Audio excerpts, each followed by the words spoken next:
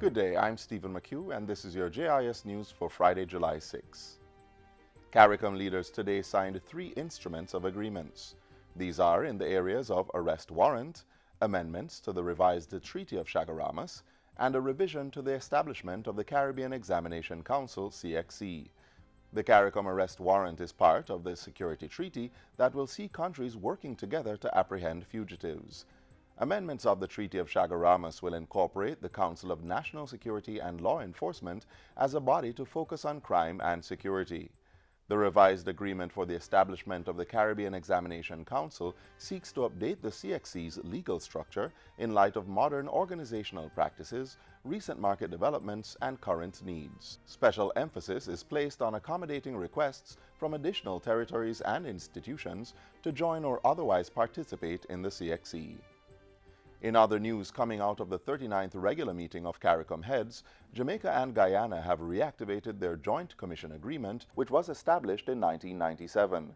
This followed a meeting with Prime Minister Andrew Holness and President of Guyana, His Excellency David Granger. The reactivation will see both countries collaborating on trade, investment, and agriculture, among other things. Foreign Affairs Minister Senator Kamina Johnson-Smith says the partnership is about building strong relations in the region. The importance of not only cooperating within a CARICOM context, but strengthening bilateral relations. Prime Minister has said previously, as has President Granger, that somehow within the regional context we don't always pay enough attention to the strengthening of what we can do across borders and building the relationship with each other. For his part, President Granger says food security is important for the region. We need to pay interest to things like food security.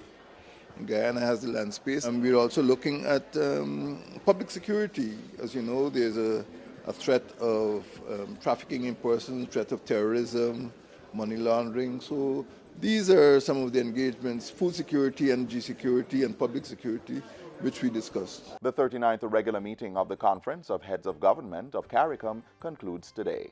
The Sports Development Foundation, SDF, will be spending more than $128 million to upgrade the nation's sports facilities. Portfolio Minister Olivia Grange says this will help to sustain the country's high-level performance in sport. The works will see improvement to the National Stadium, the layout of synthetic basketball courts at stadium courts, and upgrading of fields across the country.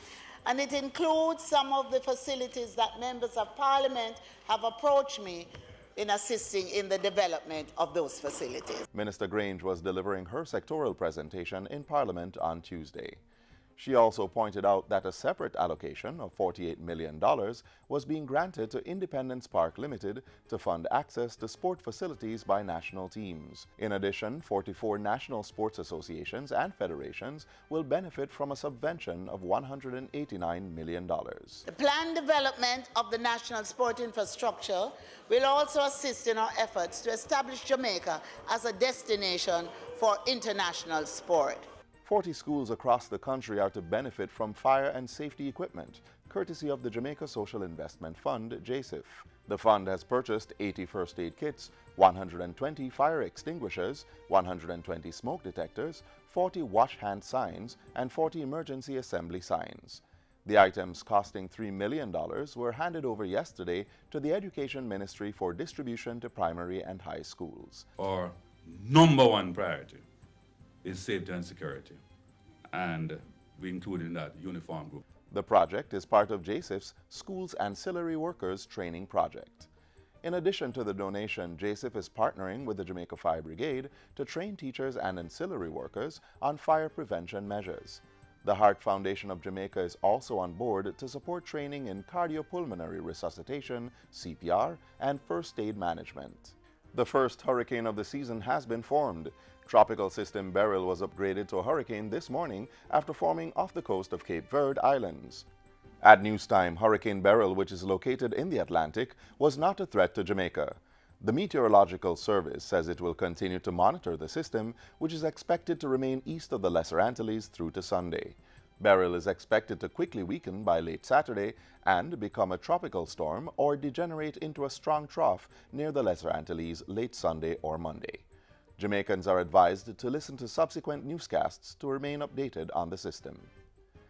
And finally, Cabinet has made a decision to resume regular press briefings from its weekly meetings. The decision was reportedly taken at this Monday's Cabinet meeting to ensure that the structures for engagement with the public and journalists are appropriate in the evolving media landscape. A statement from the Information Ministry says the Portfolio Minister, Senator Roel Reid, will resume briefings on Cabinet matters as early as next Wednesday, July 11.